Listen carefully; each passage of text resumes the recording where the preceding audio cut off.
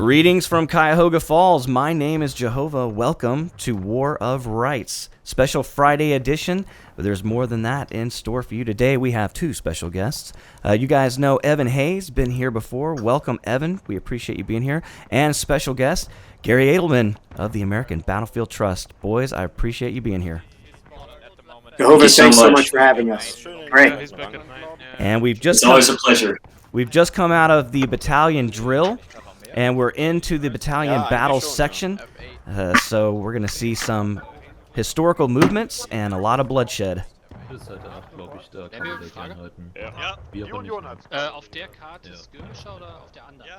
And the way I usually do this kind of thing when we have guests is I'll kind of do the play-by-play. I run this thing like a football game, and you guys just feel free to chime in with all of your historical wisdom.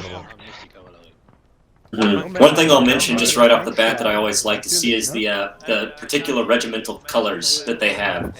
I'm pretty sure that each one of these groups gets to find and customize. I don't know if that's an in-game function that allows them to do so, but it's really fascinating to just see how, as you mentioned, Gary, what you'd ultimately be looking for in one of these battles is your flag to try and organize yourself. And they weren't all the same, battle flag that everyone thinks of. You would have a particular flag that's supposed to guide you and your regiment to a particular location. And if that flag went down, it would be very difficult to know where you are and where you're supposed to be. I couldn't agree more, and this is one of my big takeaways from my first experience here with War of Rights and the UEC and others is the import of the flag in the middle, how they stand out, and how little you can see when you're in the first person.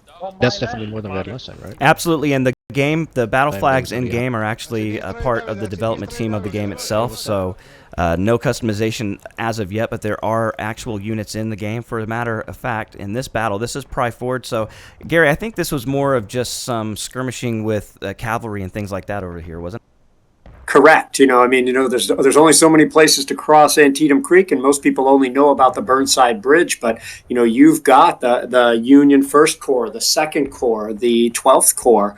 That sounds like about 35,000 soldiers or so, all trying to get across this creek. So they're going to try to use every one they can. And, ultimately Prize Ford, located between the middle bridge and the upper bridge or the Hooker Bridge, is going to be an important crossing point there, for these units fighting on the morning of September 17th. And, you don't hear much about cavalry at the Battle of Antietam. You've only got a couple of full-on monuments to the Cav, even at Antietam, but this is one of those actions. And so the participants in this battle are actually representing cavalry. They don't have horses in the game yet. That's coming. I think they said they're going to start with officers first. It's going to be amazing to watch these captains on their horses. But these guys, some of these units will have special cavalry weapons and pistols as well. I was making the joke the other day. Once they add a full thing of cavalry, I know that the Trust is working on some stuff down at Brandy Station. It'd be interesting to do just an all-cavalry action to mimic the enormous cavalry battle that took place there. I mean, it's crazy to think, I'm from Kentucky, I see horses running a fair deal, but they always kick up dust. I can only imagine what 30,000 horses all trampling around would look like. It makes me feel for the guys of War of Rights, because once you add the horses, then there's something else, and it's a never-ending, probably, pursuit of and labor of love. But I think it'll look good. Yeah, that's the hard thing, when you're providing this kind of entertainment to folks, especially nowadays with video games. They're always trying to continue to make them better, which I personally love. But you're right, man. It's got to be just a nightmare trying to get these servers to run with 300 people on them, all firing weapons simultaneously. It's an incredible amount of power. Wow. I love, like you said, the cinematic camera to be able to really, go all over the place. It's what we all history nerds dream of, to be a fly on the wall, or even better, a bird flying above the action to see whatever you'd like. Absolutely. And we were talking, it's like watching a new Civil War movie every week. It's pretty incredible. And there's except with better beards. Yeah. And that's where these atmospheric effects come into play, Thinking about it, it'd be cool morning in September, and if you've ever been in that part of the country in September, it's mornings just like this, you know, foggy, a sort of low-lying cloud that sits in the lower areas of a creek or a ravine or a shallow little dip in the terrain, and it mimics that very well. You know, this is almost indistinguishable from some place in Northern Virginia or Maryland in a cold September morning. Yeah. My mind is abuzz with everything going on here, and I can feel the excitement building as the troops get closer to one another here. God, very cool. Look at that line. How beautiful is that? Those guys coming across that creek like that.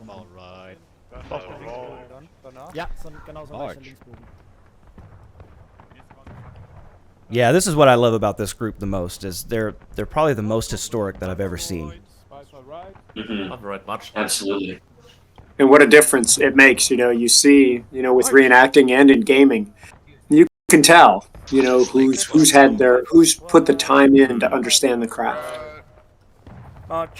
There's those crazy Delawares along with the 20th Georgia. 20th Georgia, of course, famous for their defense of Burnside Bridge, for their, eventually successful attack at the triangular field at Devil's Den at Gettysburg. And here they are, because this is War of Rights. They can perform other actions. Wearing Yankee blue today. And yes, they are all good shooters, tenacious fighters.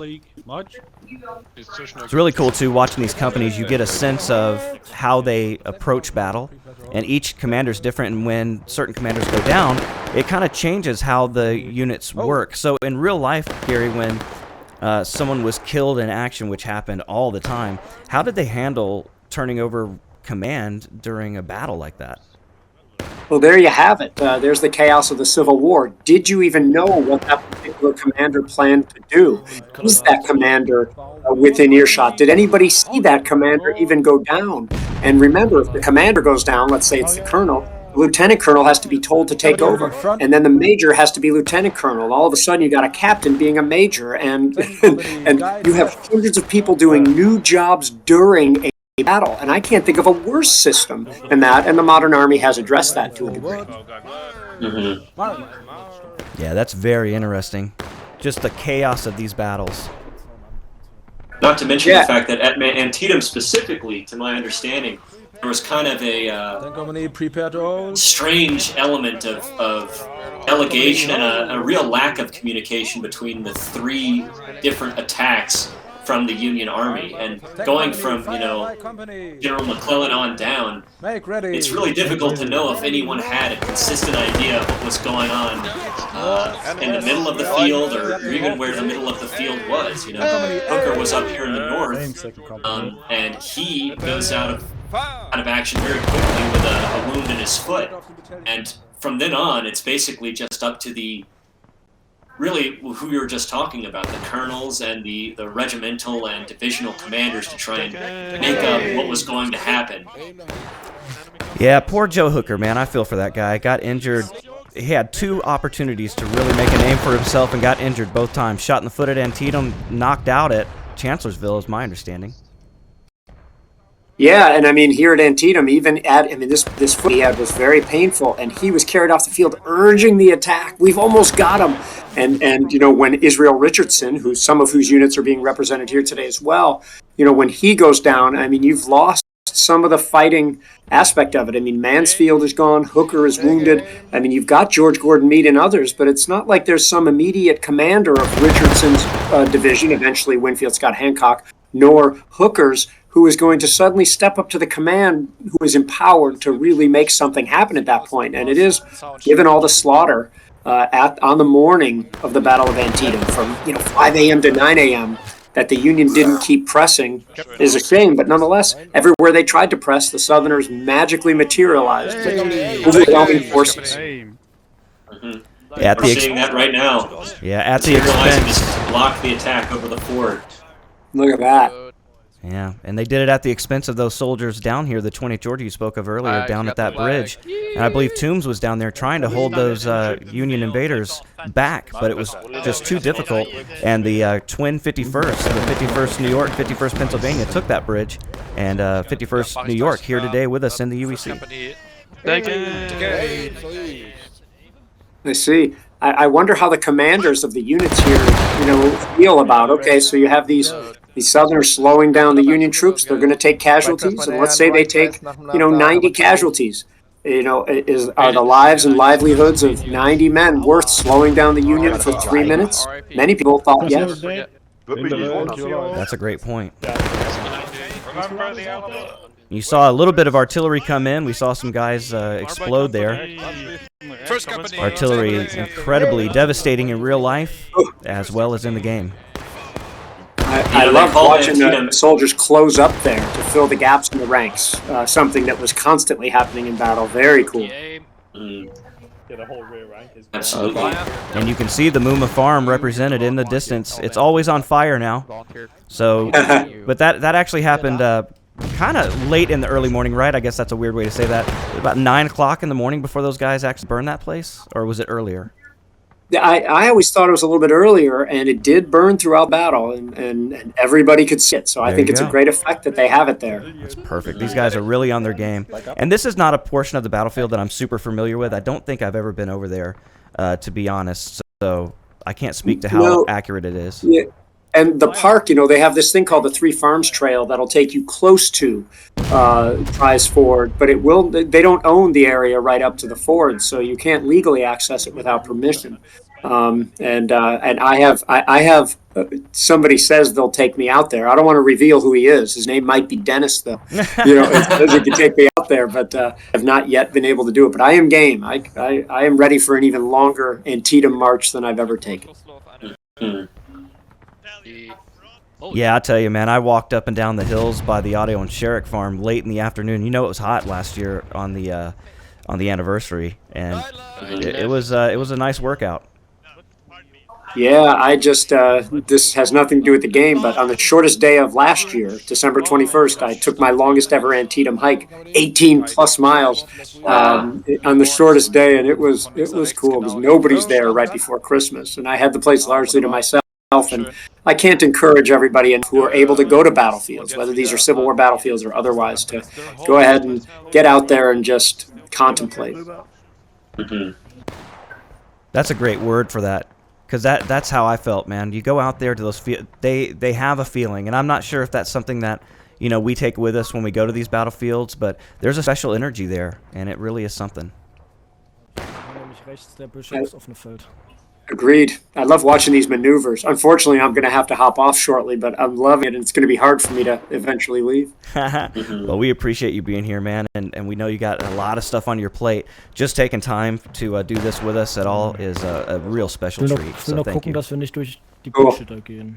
Thanks. Absolutely. Look at that guy running. Yep, Oswald. He's a deadly killer with the bayonet. Right now, he's Lieutenant Colonel of the UEC, and he is moving his Union forces into position to do damage to the Confederates. One thing that I think is really important to mention about the game is it shows just how important even the smallest terrain features like these rail fences were. Obviously they don't provide too much cover, but they're a good way to just keep people organized, and the commanders recognize that. And there's a reason why in a lot of these pictures that you need, original photographs of Antietam and other battles, you see features like fences or stone walls or the snake rail fences that are put up, and it's because the commanders at the time knew, I need my guys to be in a straight line, so I'm going to have them line up on this fence, or I'm going to get them behind this stone wall because that'll provide just a little bit more cover against the withering fire, and it's something that happens most naturally in the game. Well, the Union's going into battle, and we'll go with them. What a beautiful image. It really is. Look at that. This is a skirmish company we've got going around as well, right? Battalion, prepare to hold. 10 company, prepare to hold. Prepare to hold. Hold! Auf die Höhe der Fahnen. These boys are going to line up and present to the enemy. What an extra bonus it is actually hearing, German commands and German banter going on, just like it was during the battle, mixed in with, English and otherwise. That's a great point. A lot of people don't realize that 52nd New York, for example, were German units. A lot of people from other countries coming to America, becoming citizens with the promise of a Union uniform to go with it. Yeah, the 20th New York's monument in the cemetery still has plenty of German writing on it. It says it in English too, but you've got a lot of German units at Antietam.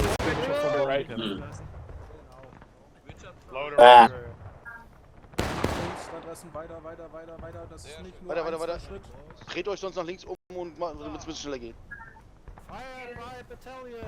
Fire by company.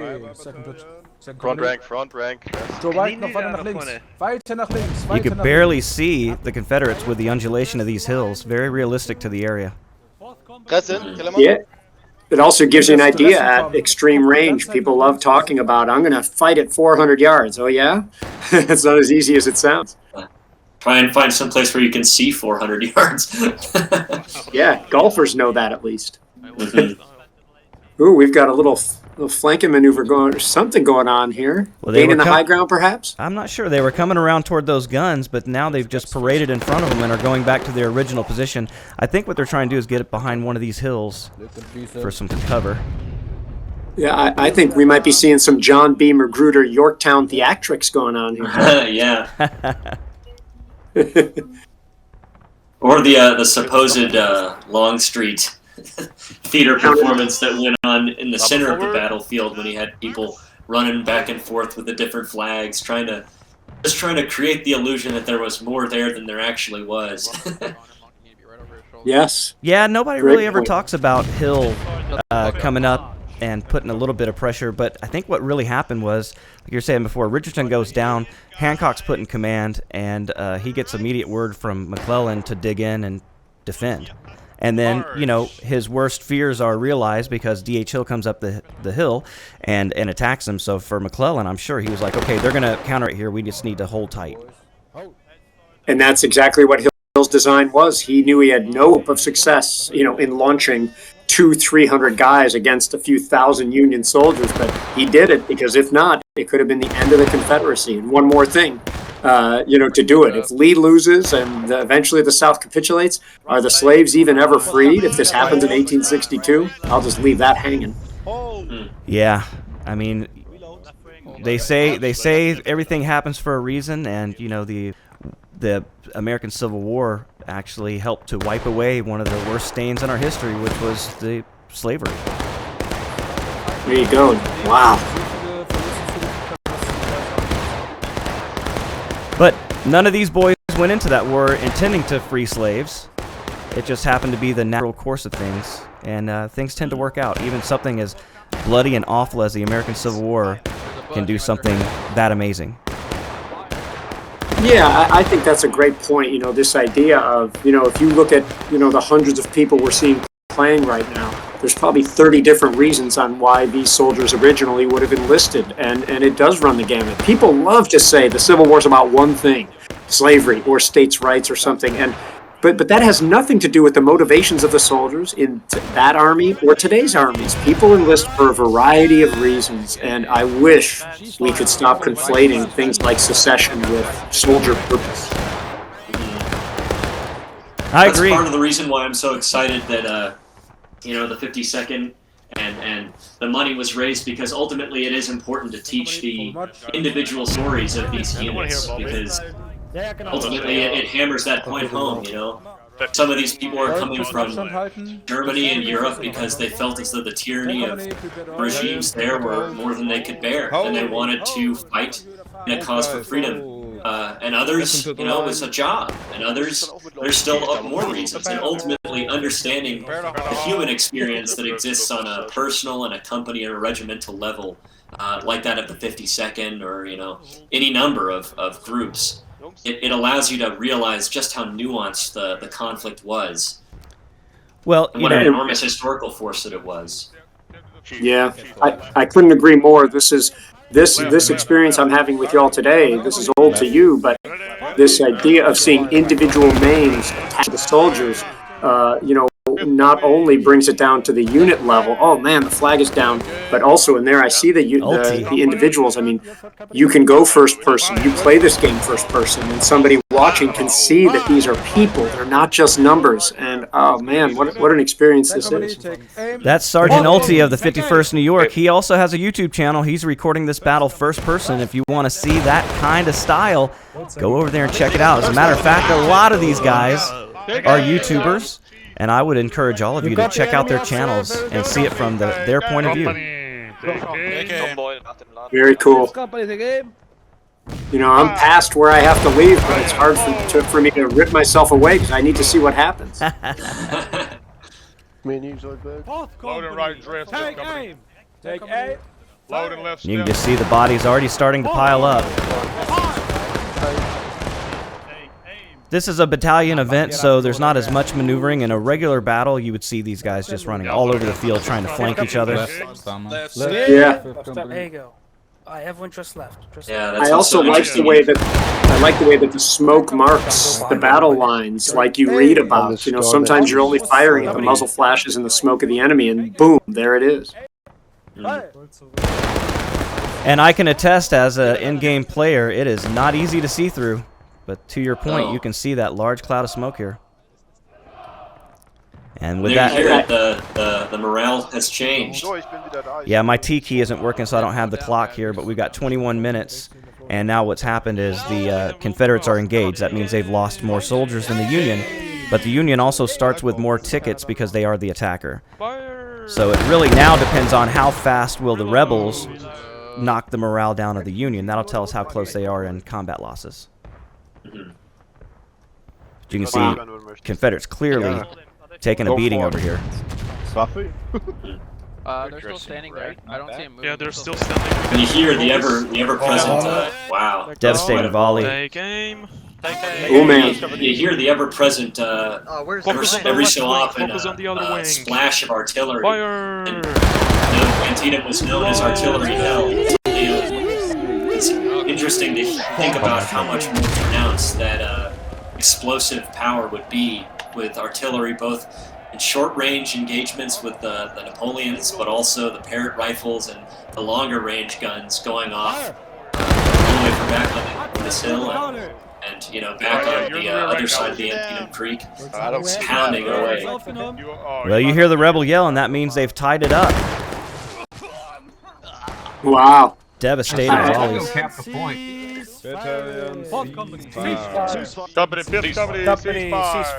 ceasefire. Dress right. Guys, the right dress. First company deploy skirmishers. Genau. Hinten anschließen. Battalion, shoulder. Hinten anschließen. Second company, shoulder arms. Second company, by file right. These are some of those Cav guys. They've got carbines. Face front. First company. First company. My favorite weapon in the game of War of Rights right there, the Sharps. Sharps carbine. So, Absolutely.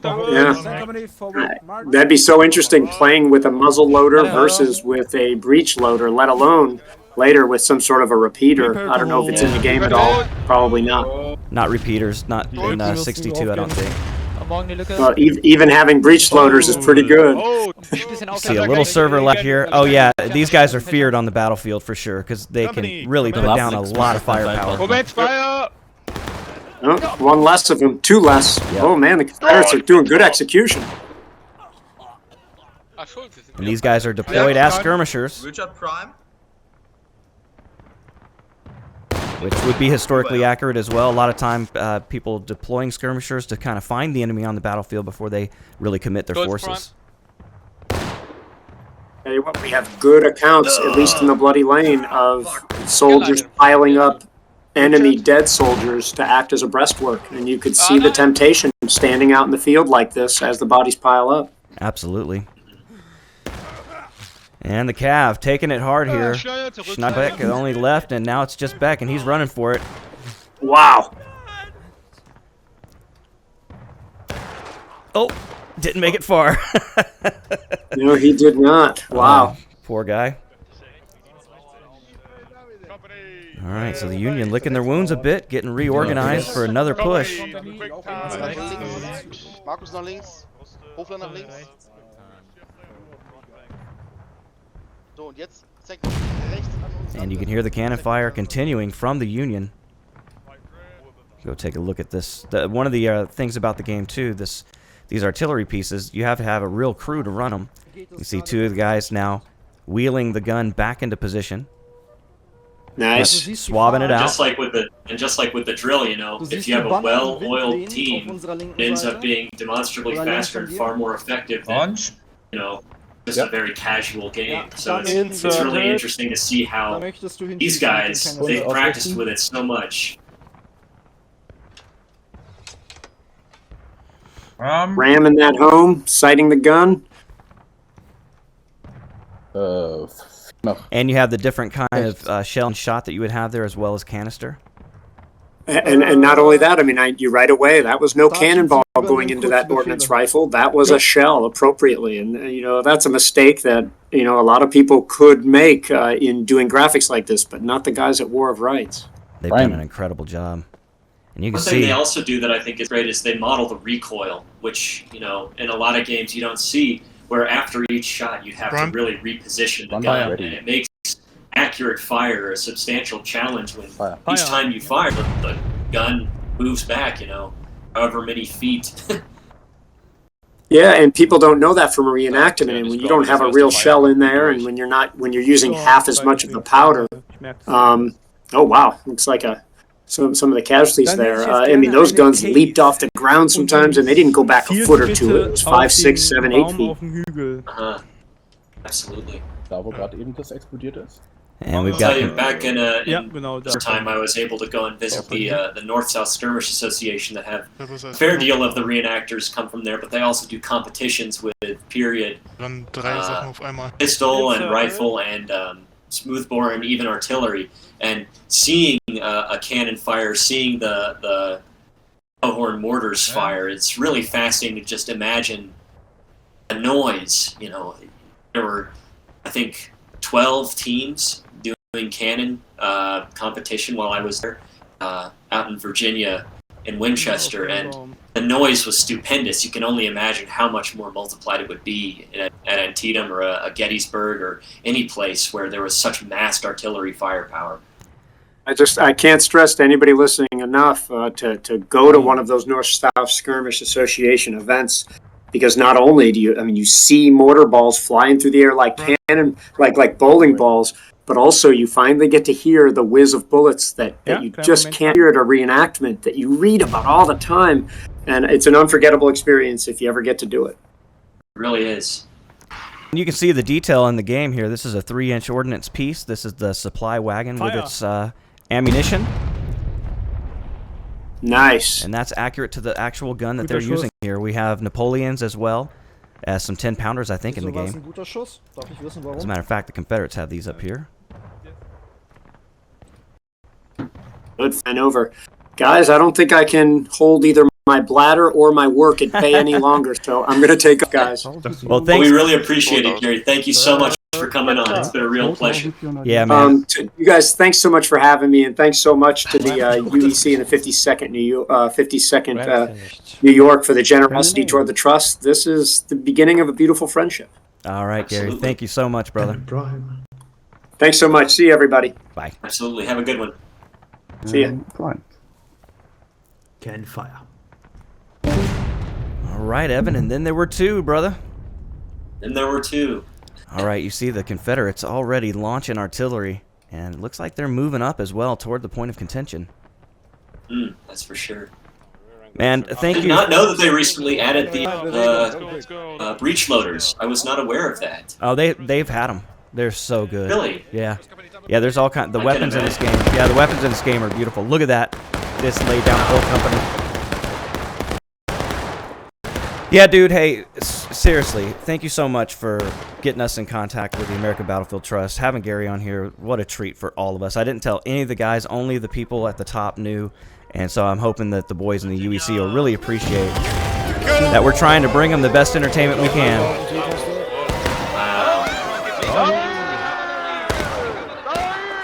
I'd say you did a damn sight better than the best, to be honest.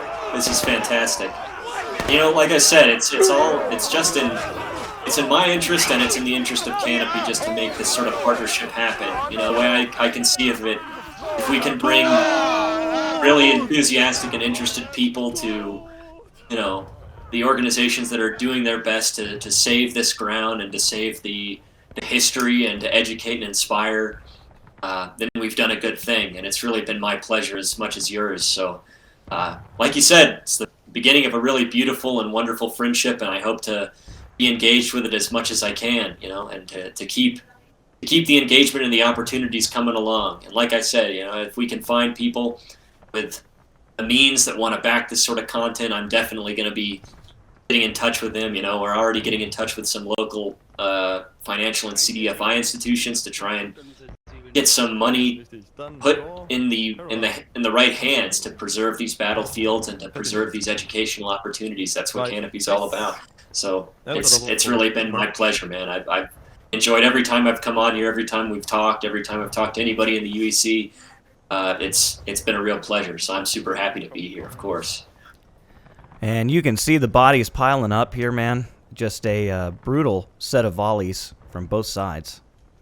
Mm-hmm. You can imagine the carnage that you would see on a real battlefield. It's one of the things I like about War of Rights is the tactical formations. You know, so I think that's why I like the UEC so much, to see these guys trying to recreate without going down to the nitty-gritty detail of how every portion of the battle worked. Instead, just using the tactics to recreate their own version of that battle, and it's just so fun to watch. So I've kind of lost the Confederate Army here. They kind of got destroyed. So the Union backing up and waiting for another push. Yeah, I was so taken away by that amazing charge, I didn't even know what was going on. Well, in the battalion events, they're not really going for a point of contention, anything like that. It's about the number of kills. So they play it a little bit differently. Yeah. I was going to say, they're bunched up more than I'm used to. Typically, I feel like one of them would be trying to, you know, follow this rail fence down and get around the other team or anything like that. Yeah, it would be more tactical. That's why this was, you know, it's great to showcase this weekend because the guys look so good at what they're doing, obviously. So that's why everybody wanted to do it on a battalion event. But in my opinion, the battles are so much fun to watch because they are a little bit more chaotic, but not like a public mat. It's a lot more controlled. You guys do a great job. So it looks like they're going to go out as a battalion. So they're all getting organized here. You can see the groups that we're familiar with. 8th Alabama, 8th Florida. We got 18th North Carolina in there, 56th Virginia, and the 8th Alabama German Legion. Flags are unfurled. Indeed, it looks like got Greenberg here, Todd, Fritz is Lieutenant Colonel. I hear Hogg's voice, so he's here as well.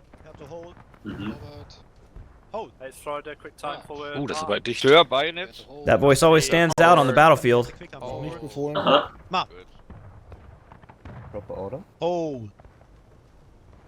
I'm going to run and grab a refill on my water, but I'll be right back. All right. Hope you guys are enjoying the stream. Sorry I hadn't been able to get to a whole lot of the chats. Had a lot of things going on there. With Gary Edelman coming by. Again, cannot stress how happy we were to have him on the channel. Just a great dude and a lot of knowledge. It's really fun to hang out with those boys. Looking forward to helping out with some projects if we can. Be great. This community is so open and giving. They really want to help, so I'm looking forward to seeing what we can do. Look at these boys just ready to march out where they know they just got destroyed.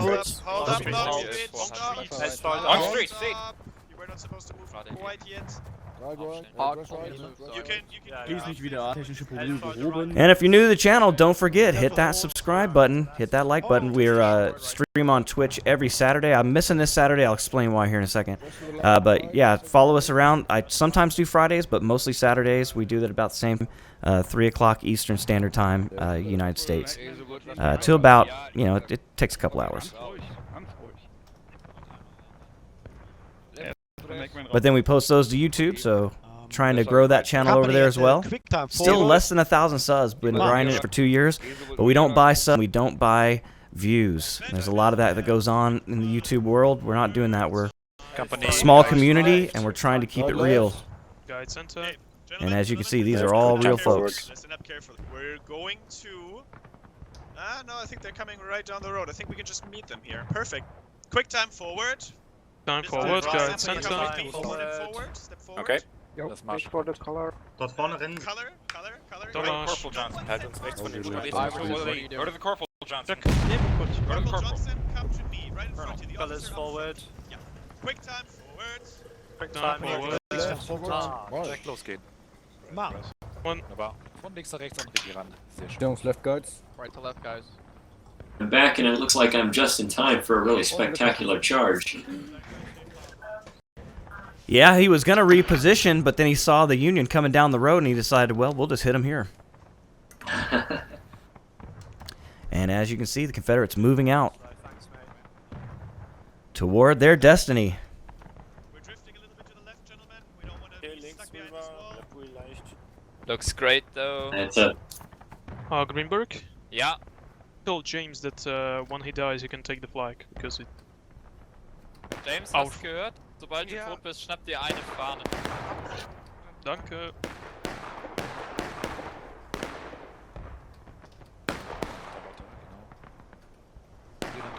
Sehr schön. And you see smoke from the skirmishers over off the left side of the screen there. Ein bisschen nach rechts, Fuslo. Ganz leicht nur. Dangerous position for the Confederates, marching directly into the Union guns. This could get ugly. Yeah. I was gonna say, if that artillery was on the ball right now, I think we'd see some serious carnage. Yeah, these guns, real tricky to get it right, but a lot of these companies are so good, they can make a mess out here. First company, take A. First company, fire! Second company, A.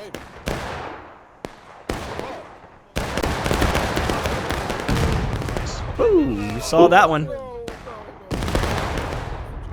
Just a bit too high. But you hear the huzzah. It means the Union is taking advantage of this battle. 5 minutes left in the match. Indeed they are.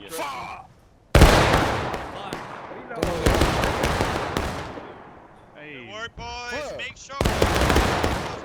Devil. Just look at the discipline of the men waiting for their orders. Not just firing randomly. Really beautiful. Hey, thanks Hardy for with the links in the chat. I appreciate that, brother. Good shooting.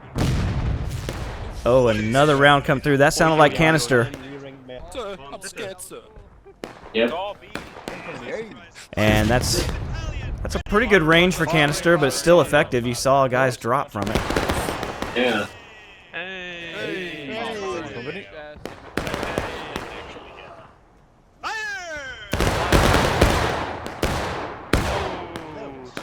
Poor effect.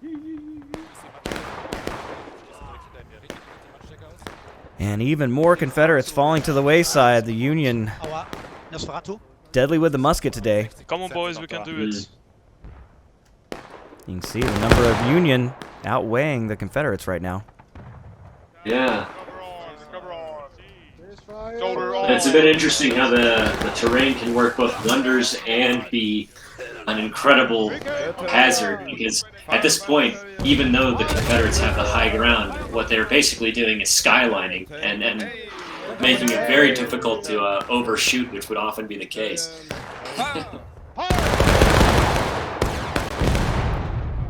Yeah, and the boys know to shoot low at certain distances and high at others. It's a hard balance to figure out, and again, you don't get to pick your weapons, so you come in with what the game gives you, and you got to figure out each gun shoots a little bit differently.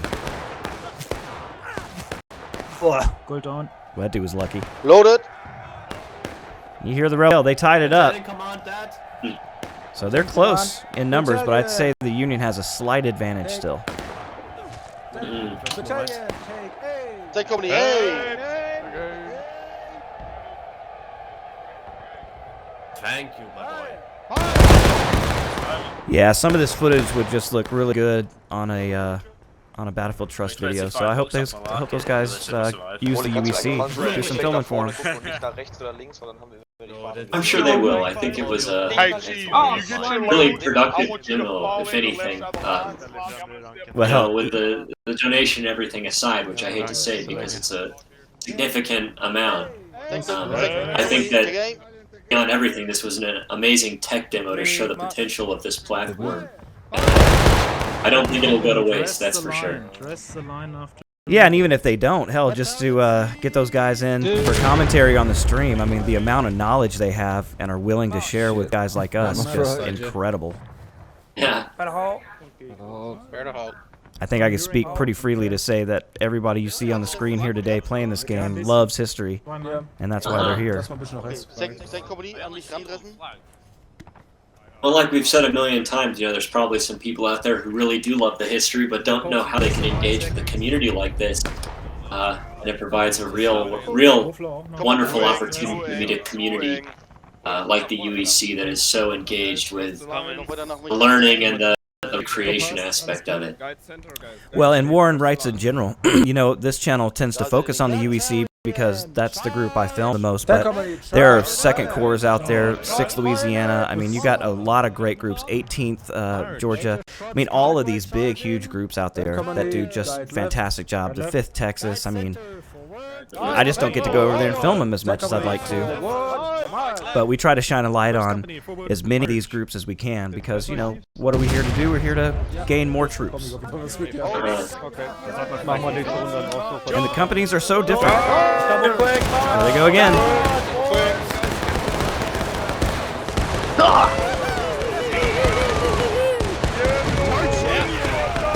The true chaos of battle. Come on!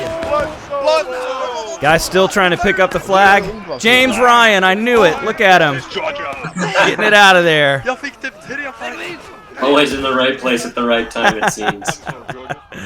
Or maybe you could argue the wrong place. Well, he's having to use those boots to get the hell out of there. And he's the only man alive. Look at this. Wow. Personifying the flag man, and that's the battle.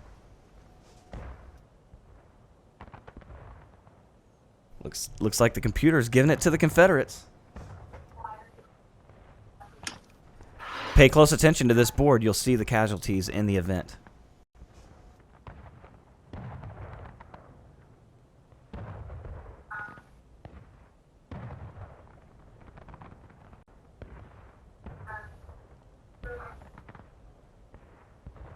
The Idick Antietam Creek was an important waterway which powered a number of grist mills for the wheat and corn in the area. It was also a natural barrier between the two armies as they met for battle.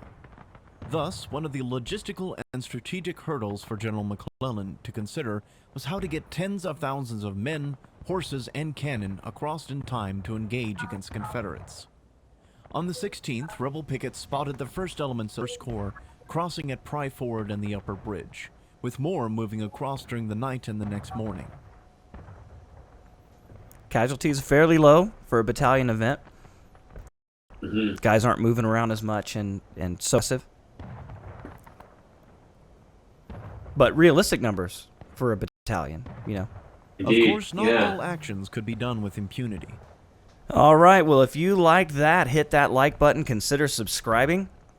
Until next time, my name is Jehovah, and I will catch you later.